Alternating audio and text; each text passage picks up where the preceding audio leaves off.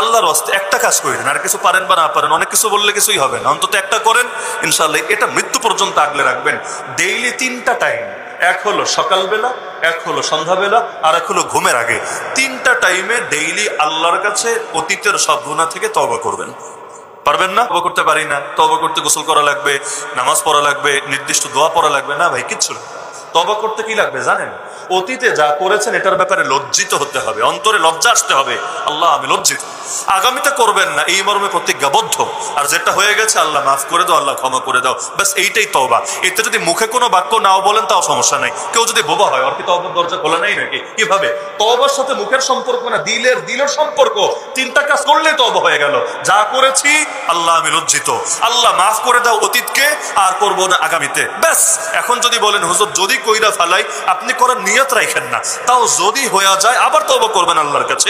নিয়ত রাখলে তো ঝামেলা, যে আল্লাহ তোমার কাছে মাফ চাইলে মা টিভি দেখবো না, ওই ঘরের টিভি সারা আছে এখনই গিয়ে দেখবো, এই নিয়ত থাকলে তো এটা তওবা হলো না। সুদে জড়িত আছেন, আল্লাহ মাফ চাইলাম সুদ থেকে, অথচ এখনো গিয়ে আবার সুদ খাবেন, এটা তো তওবা হলো না।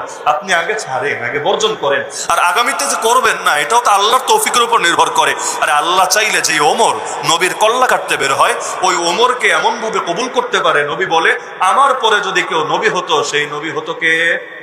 কোন ওমর? যে ওমর নবীর কল্লা কাটতে এসেছিল।